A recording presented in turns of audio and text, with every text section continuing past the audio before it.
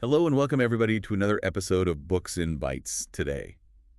We're diving deep into Shakespeare, one of his most powerful tragedies, King Lear. Oh, King Lear, a whirlwind of raw emotion, exploring what it means to be human, and power, loyalty, even sanity, constantly challenged. Yeah, right from the start, we're thrown into this kingdom in turmoil. Yeah. Right? King Lear is stepping down. He's going to divide his kingdom Yeah. among his three daughters, but But there's a twist. there's a twist. He asks each of his daughters to publicly declare their love for him, saying he'll give the largest share to the one who loves him most. Yeah. And this seemingly harmless request sets off this, chain reaction, betrayal, madness, ultimately tragedy. Wow, it's incredible how Shakespeare packs so much into this. What are some of the major themes we're going to explore? Well, the play really dives into the destructive nature of pride and flattery, the true meaning of love and loyalty, the devastating consequences of unchecked ambition. We'll also witness Lear's descent into madness, and we'll grapple with questions of justice, redemption,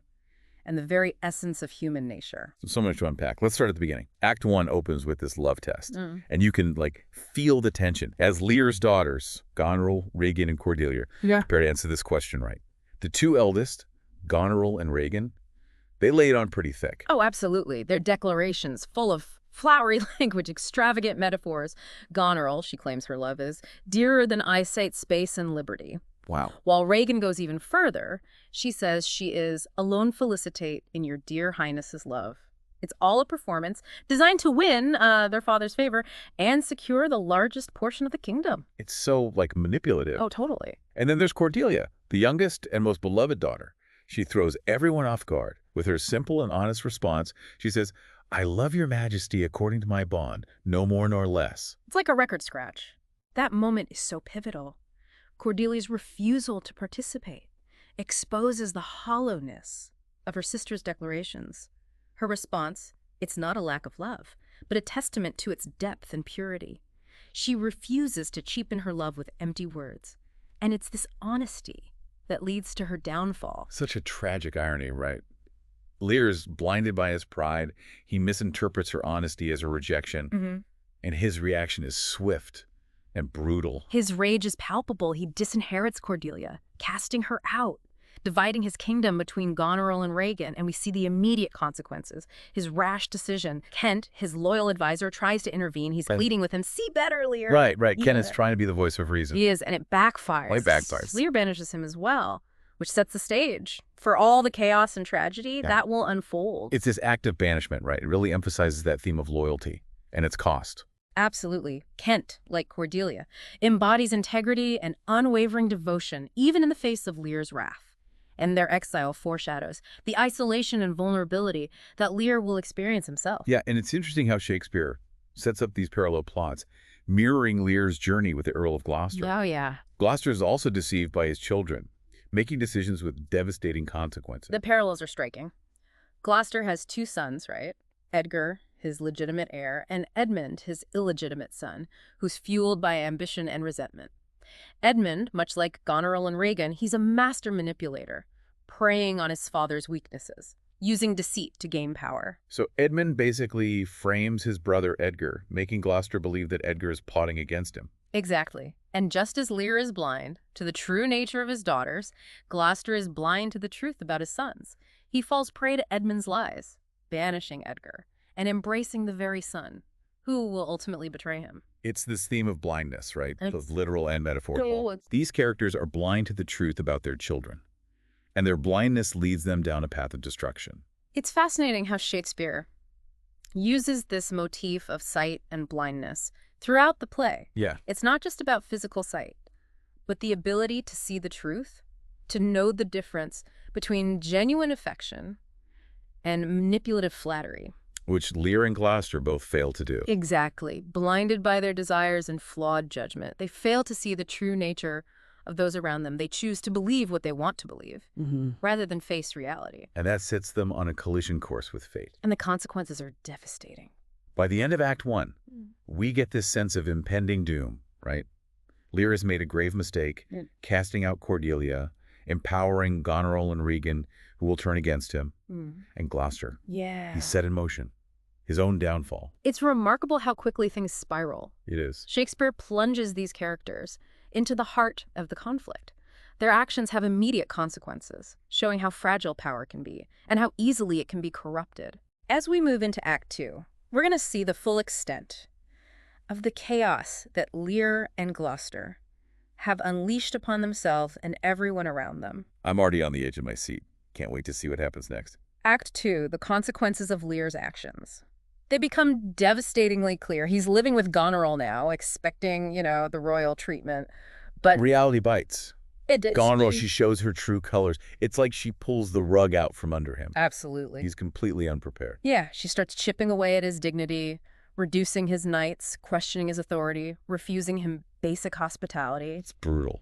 And remember, this is the daughter who just moments ago proclaimed her like boundless love. Unbelievable. And when Lear confronts her, she doesn't back down.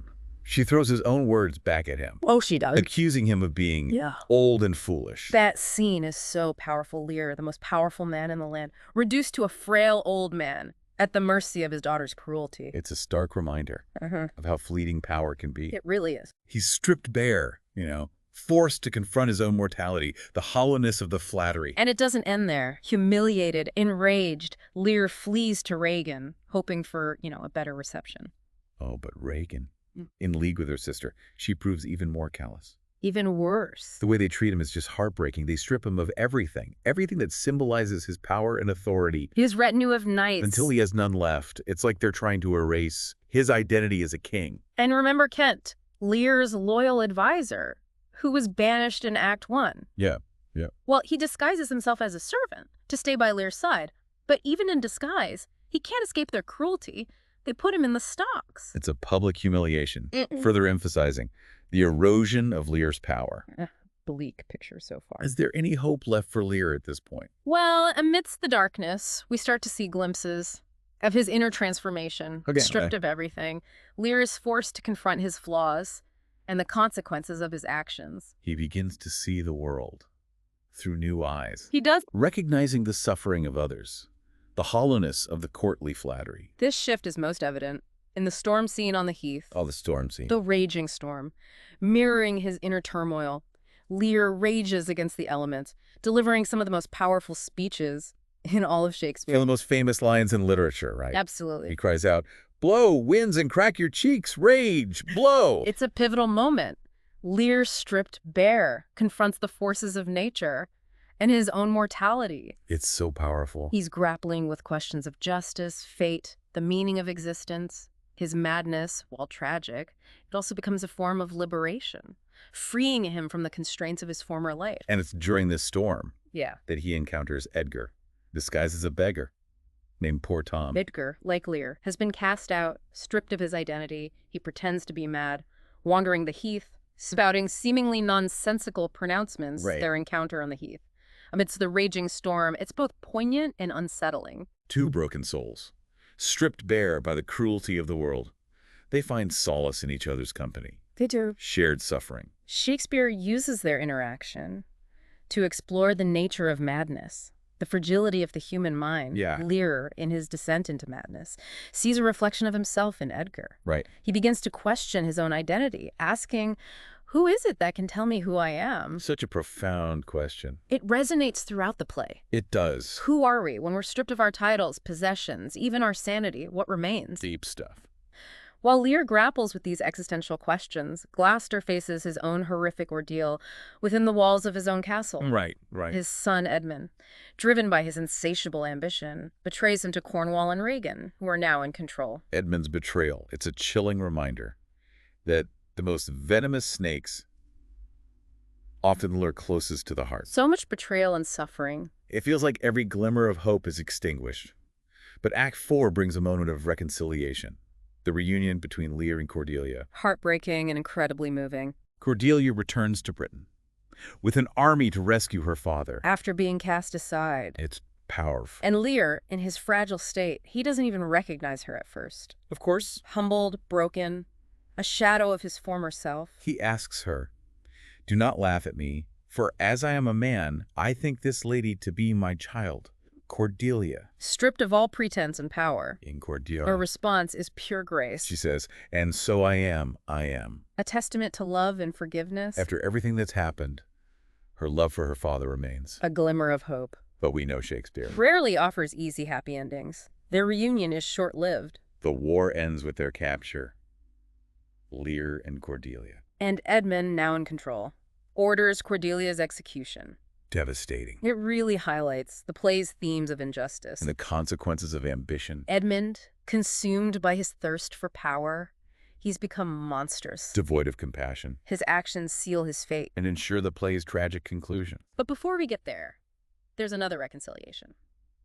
This time between Gloucester and Edgar. Gloucester, blind and despairing, wandering the countryside. Guided by Edgar. Still disguised as poor Tom. He's endured so much. Physical and emotional suffering. But Edgar has remained loyal. Protecting his father. Ultimately revealing his true identity. Their reunion. Bittersweet. Joy and sorrow. Gloucester realizes the depth of his son's love and the extent of Edmund's deception. He's overwhelmed with remorse. He tells Edgar, "You are my flesh, my blood, my son, or else a miracle." The enduring bond between father and son. A bond that even betrayal and blindness couldn't sever. But it takes its toll.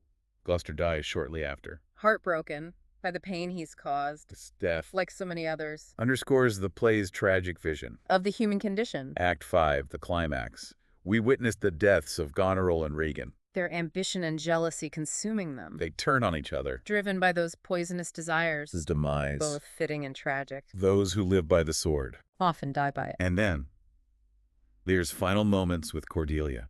He enters carrying her lifeless form. His grief. Almost unbearable to witness. He cries out. Echoing the play's central themes. Loss. Injustice. The fragility of life. He asks, "Why should a dog, a horse, a rat have life, and thou no breath at all? Why do the innocent suffer?" Why is life filled with pain and loss? Shakespeare doesn't offer any easy answers. He forces us to confront these questions. Alongside Lear. In his final moments of despair. Lear dies, heartbroken. Crushed by the weight of his experiences. The play ends with a lingering feeling of loss. And the profound weight of the tragedy. King Lear, a play that stays with you. It challenges us. About power, loyalty, and humanity. It reminds us that even the most powerful are vulnerable to our flaws. And the manipulations of others. It's a play that demands to be seen, read, and experienced. Seek out a performance. Or a good edition of the text. Immerse yourself in the world of King Lear. You won't regret it. And as always, thank you for joining us on this deep dive. We'll see you next time on Books and